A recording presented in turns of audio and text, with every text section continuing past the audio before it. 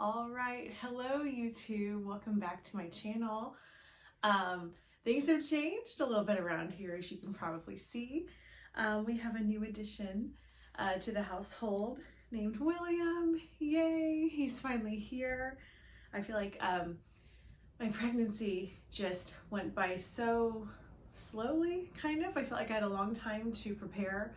I really enjoyed every stage as much as I could after that first trimester, which is the last time that you guys saw me. And so I wanted to fill you in on how the rest of the pregnancy went leading up into our birth, or his birth, leading up into his birth.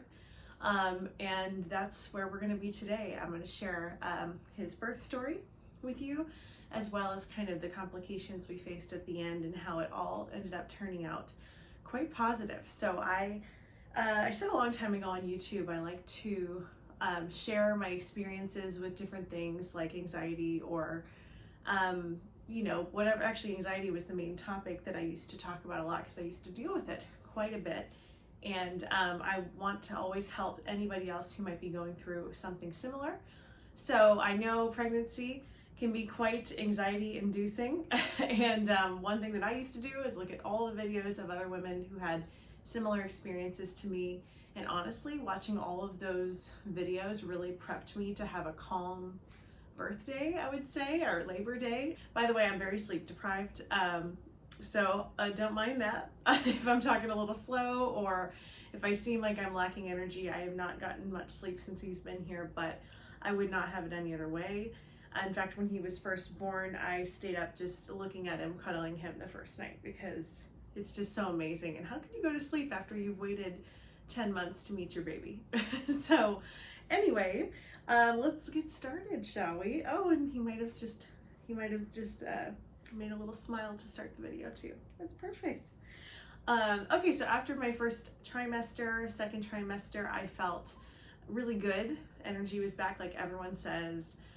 No more nausea. I felt normal. I didn't feel as hormonal either, so was doing just fine, kind of going along, enjoying, but also kind of impatiently wanting my bump to appear. All right, so second trimester came and went, had a lot more energy, felt like myself. My bump was slowly growing. I don't think I fully started to show until 24 or 5 weeks, and then it was on, and I finally felt like I had my baby bump, and he was making his little appearance. We went through, you know, we had Thanksgiving here. It was a wonderful time with family. And then after that was the dreaded glucose test. So I went and had my glucose tested, and sure enough, I found it was quite high. And instead of going for the other tests that makes women feel even worse, I talked to my OB and I said, you know, I've been thinking that I might be I might have this because I've been pre-diabetic for many years. I've been kind of the high risk category of having type 2, but I haven't been diagnosed with type 2 diabetes.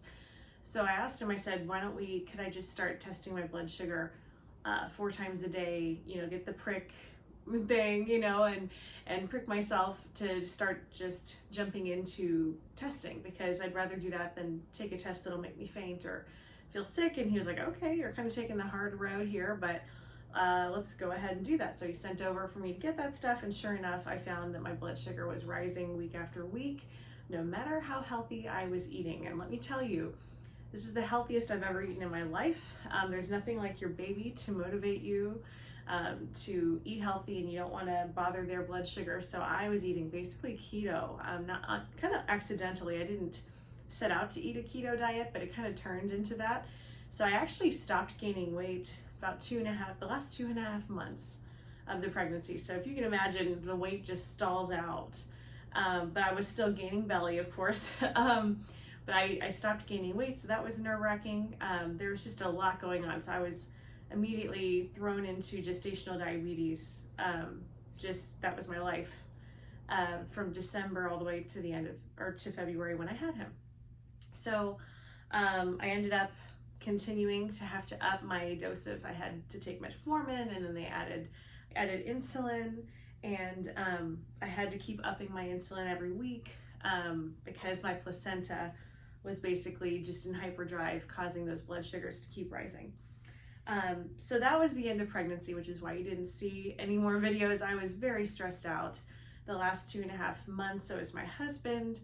We just wanted to make sure he was growing well enough that nothing was going to happen to him, because as those of you know who probably have this too, we know all the risks that they tell you, and I'm not going to go over those, but there's some risks that to the baby, both very extreme risks and also some slight risks. So basically it was just in prayer every day for the end of pregnancy, praying that he'd be okay and not impacted by all this.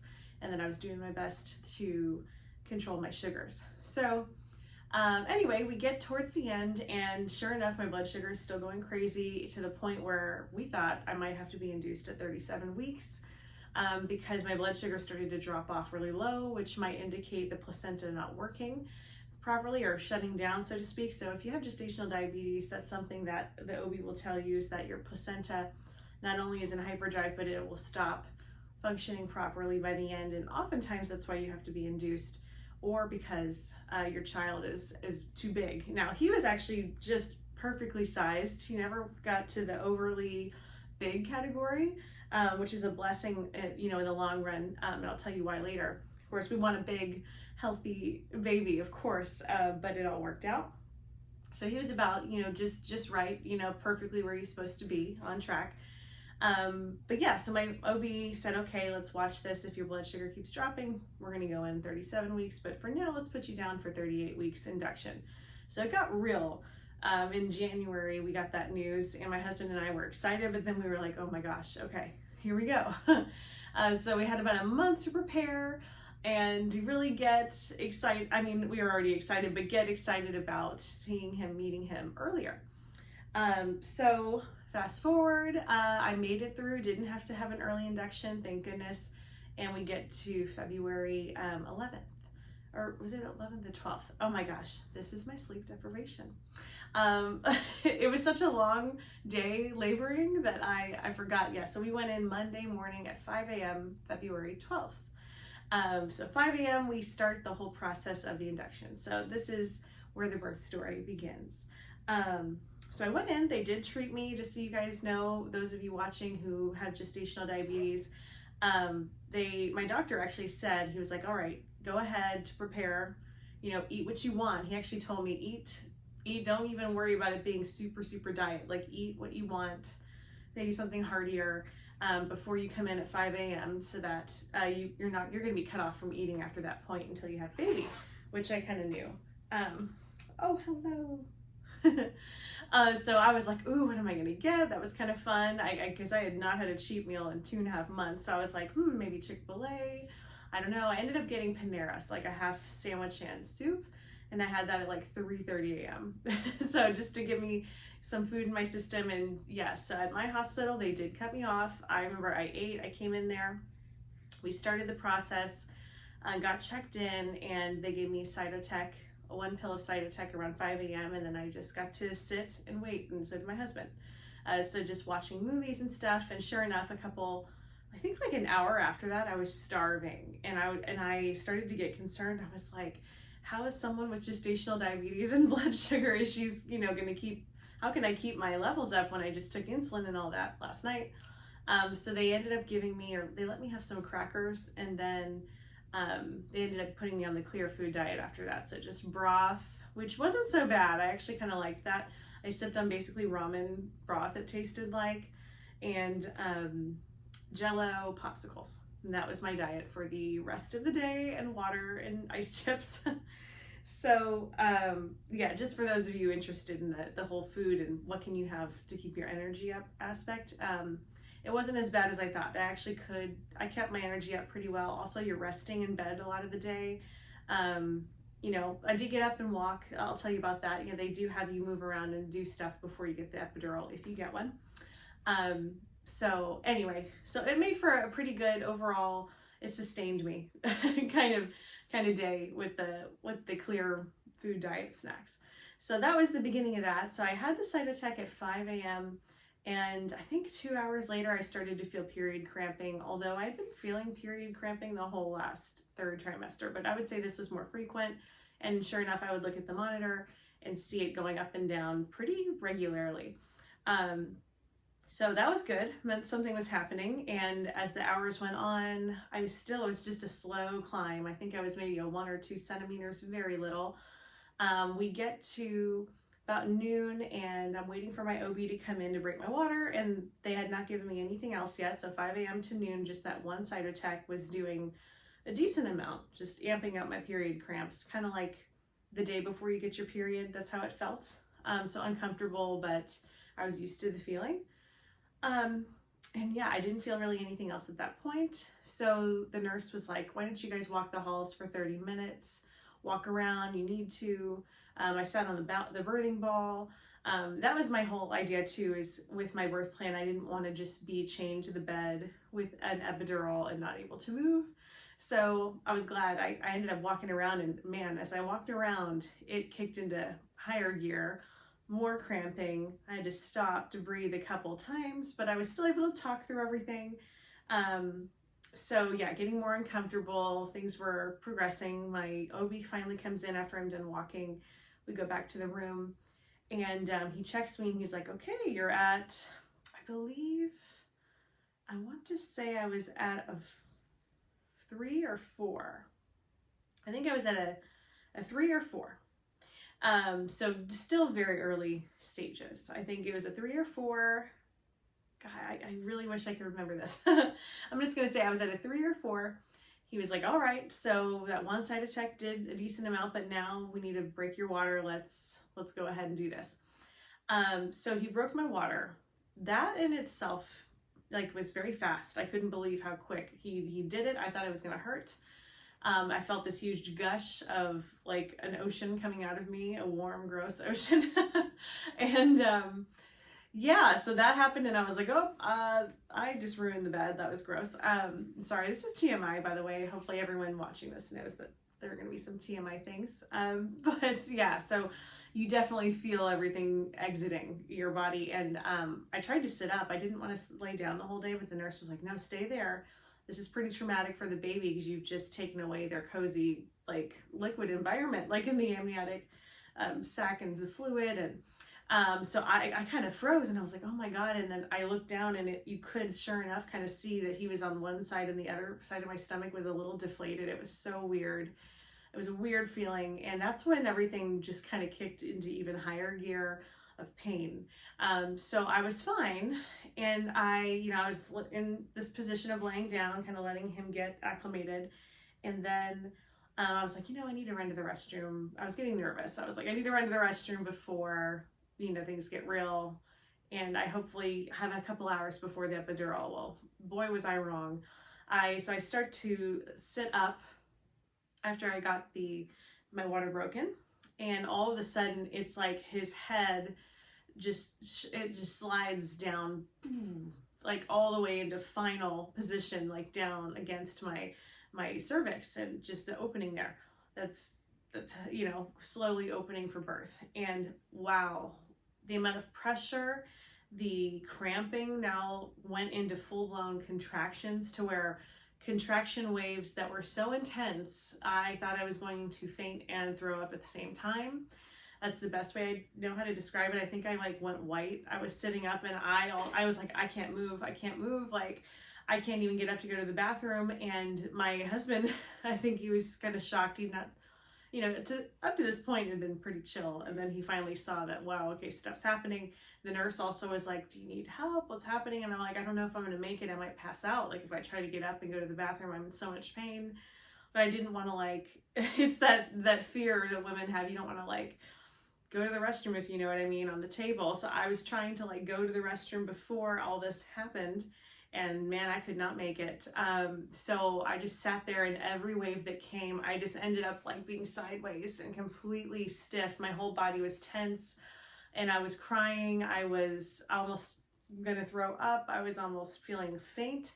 It was everything hitting me at once, and I go, oh my God, I need the epidural. I can't, this is 30 minutes after my water had been broken. And then the nurse goes, are you sure? I said, yes, I need the epidural. I don't know how long it's going to take him to come here and give it to me, but I need to get on the list or get it going right now, because if I feel this way now, I don't know how much longer I can wait like this. So I was just clenched to the bed, sideways. I wish I could show you a picture. It was just, that was the worst part of all of this. And I think I was, again, only a 3 or 4 dilated, which was wild, because I thought I was going to hang in there till a 6 or 7 and then get the epidural. So you just never know how your body is going to react or how you're going to feel.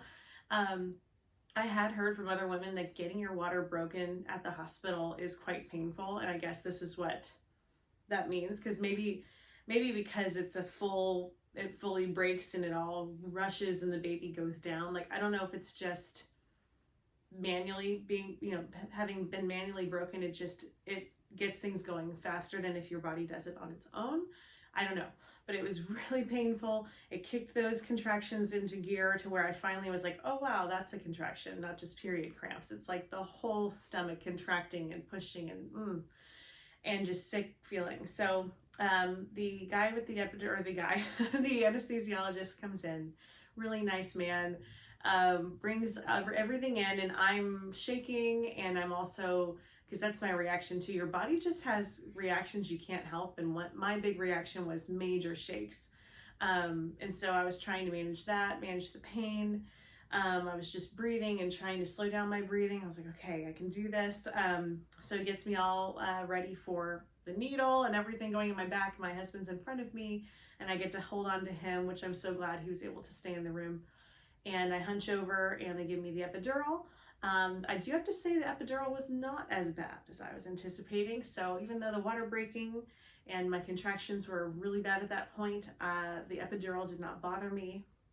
It was just a big pinch, in their back, and then it's over. And it was all good. I mean, and he was also just really good at his job, I think. So they got me set up, and I started to feel a little relief. I laid back, and 30 minutes to 45 minutes went by, and I just didn't feel like a huge relief. I felt like a little bit, but yeah. So they came back and they were like, is it working? And I said, I think so. I don't know, but I could still move everything, feel my legs. Like, I didn't really have numbness, which I'm kind of grateful for. But so the anesthesiologist comes back in, and they're thinking they need to up my dose a little bit, even though they were spot on with my weight. They give you a dose based on your weight, your height, and all that. But they said because of my hair, because I've got red hair or strawberry blonde hair, sometimes redheads, they don't take to medicine or anesthesia very well. So I was like, okay, yeah, I need a little more, because I'm still feeling these contractions. Even though I'm laying down, they're not as bad as when I sat up. I knew it was only going to get more intense. So they give me more. He ups my dose, and then sure enough, I just feel like this warm, fuzzy feeling, like a blanket come over me. But I could still move my legs the whole time, and they were shocked. I could move my legs, my toes, but my whole middle section where everything's going on felt really good and pretty numb and just warm and cozy. It felt like a big blanket. Like, I don't know how else to describe it, but I'm definitely a believer in the epidural now. I was scared of it before, but man, if I have another child, absolutely gonna do this again. So he sets me up, gives me more, and then they put me, sure enough, they go, okay, now let's do some peanut ball, side laying to help him move down and open up the cervix more. So I do that for about an hour or two, and I can't remember if my OB comes back in at this point. He comes back in around 5 p.m. So it'd been 5 hours since he broke my water. I went through all the pain, got the epidural, and I'm now doing these side laying positions.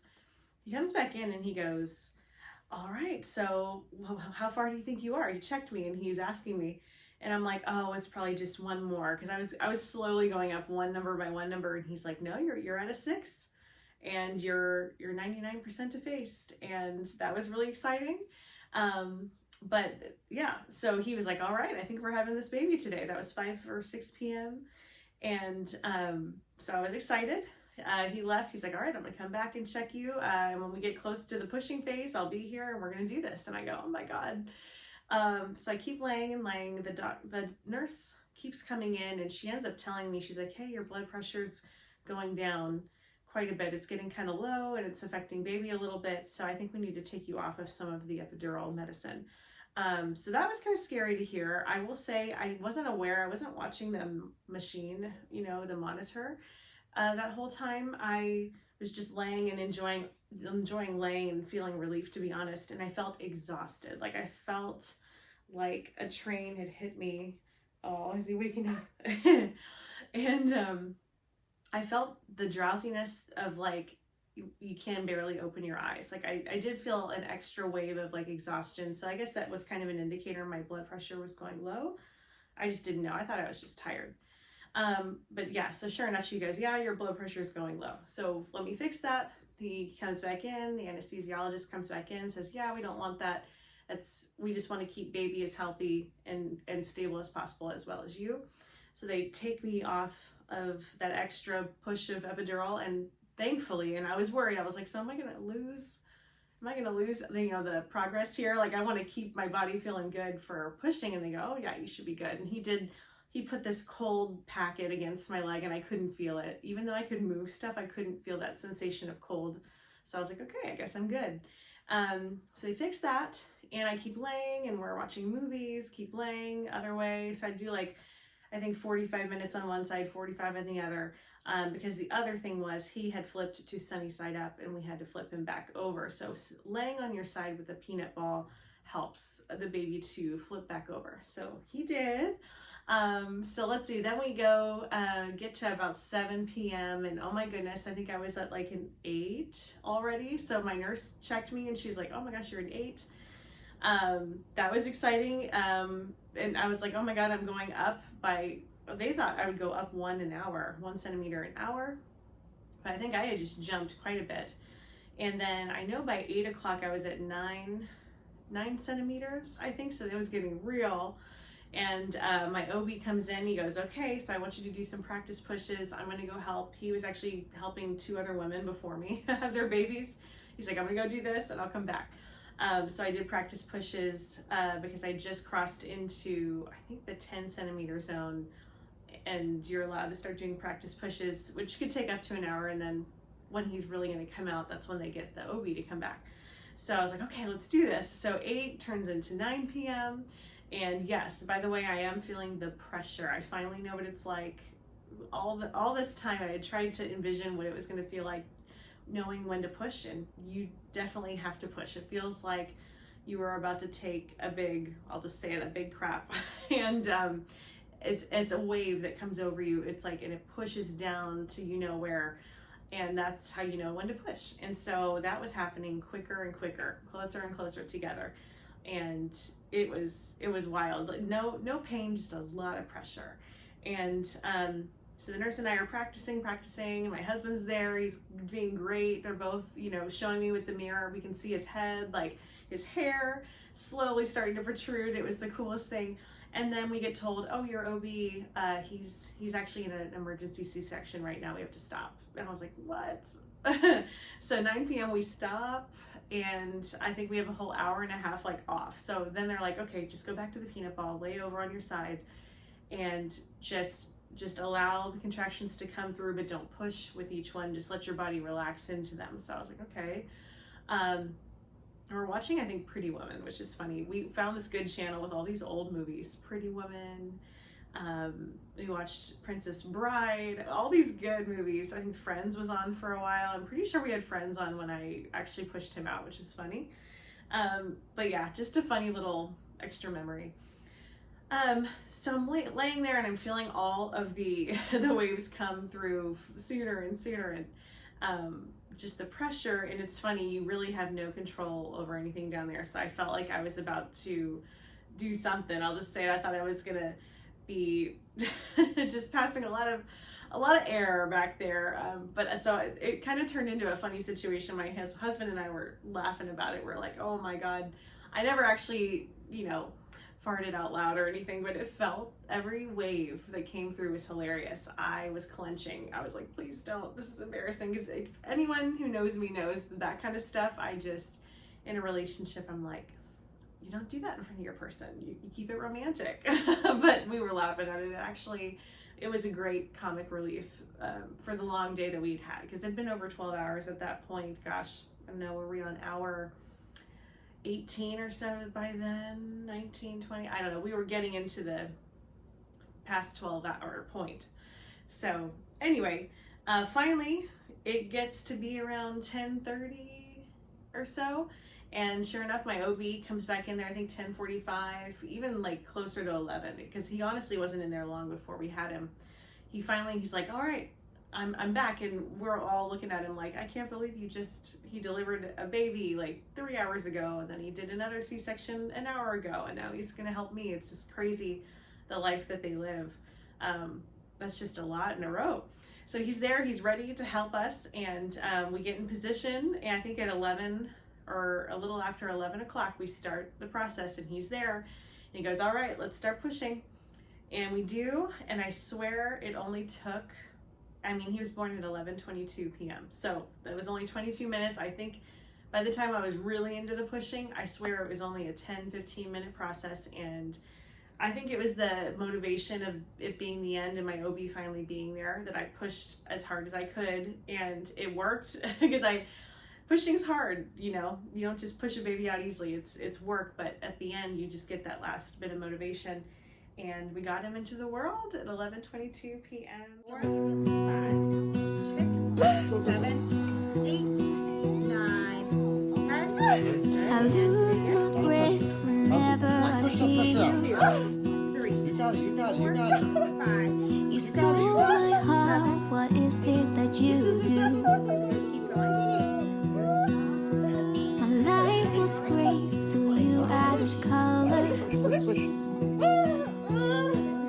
Like the moon needs the sun, we don't care about the others. You set my world on fire. You're my heart's desire. Oh my God, baby's got blue eyes. I just wanna love you, just wanna hold you, just wanna be with you till we grow. This time you stay. And it was beautiful. It was surreal. It was the birth that I was so afraid of all these things going wrong with my gestational diabetes. I was afraid about his blood sugar after he was born, and his blood sugars were great. He got checked. If anything, they were a little, not low, but there was one that was a tiny bit high, and then they fixed it, We were afraid of him having jaundice. That's a side effect of gestational diabetes, and he did not coming out. We did have a little scare later, but not a scare, but just we had to kind of look over and get him tested at the end of the week, and he ended up being fine. But no jaundice at the hospital, no blood sugar issue, and he was perfectly healthy, our perfect healthy boy, who's sleeping like an angel right now. But yes, and he came into the world, and I was okay. Nothing happened that I was worried about, like preeclampsia. My blood pressure remained okay afterwards as well. And we just kept thanking God, thank you, God, because those last 2.5 months of pregnancy, man, were very tough and stressful. And getting to look down and see my baby boy after all of that was just all I needed. And all the rest of it melted away, all the stress, all of the stressful days and weeks of wondering if I was doing okay and he was doing okay. It all went away, and I know he's doing just fine because he's in my arms now. So that is my positive induction story at 38 weeks. I just wanted to pass this little story on to let you guys know what the process was like, how long it took, kind of what I felt going along with it. And overall, when I look back, I loved my labor. I loved the process. I only had that one kind of window of time in the middle of it where I was really uncomfortable. I got the epidural, and then I was able to enjoy the rest of the way and stay calm. I feel like that was the biggest thing. If I could give you guys advice who are going into this for the first time, do what works for you. Maybe don't go to Google because that can make you more stressed out. But I looked at lots of raw labor and delivery vlogs on YouTube of women with gestational diabetes. And I looked at women who did, they went in for inductions so I could really get familiar with the process. And I think as I was in there going through it myself, I was so much more prepared mentally. I didn't freak out. I kept my cool, I kept my anxiety under control, and I envisioned checking off a box every few hours of stuff I was getting done, like the cytotech, the Pitocin, which I ended up getting. I forgot to mention that. I did get Pitocin after the water breaking, and that helped me get all the way to 10 centimeters. But again, with all those medications, I didn't have any side effects. just with the epidural a little bit, but no side effects that were awful or anything. So it was a really great experience. I feel very lucky, and I would absolutely do it all over again, as I said to my husband as I was in there. And it is so worth it. Bringing a child into the world is the best thing I think that we could truly do as humans, and my husband agrees. It's just, he's been such an amazing dad. It's been so cool to see him step into that role, and for myself as well as mom, you know, his mama. It's been just the best part of our life. So hopefully that wasn't a too all over the place birth story, as I'm sleep deprived, but I wanted to get this out there while it's fresh. And yeah, hopefully this helps you know that you too can have a positive induction labor, just like I did, and no need to be afraid of it. Just go into it with an open mind, an open heart, and as just let the anxieties go, let the control go, and just know you're in good hands wherever you've chosen to birth. Yeah, so this little guy was born February 12th at 11:22 p.m. and he was born 7 pounds 1 ounce, so just the perfect size. And now he's almost 8 pounds. We're almost 4 weeks old now, or he's almost 4 weeks old. So I'm just enjoying so much just watching him grow, and he sleeps a lot in the day, not so much at night, but I'm already loving just seeing his growth and being his mama. So, all right, well, I'm gonna let you guys go.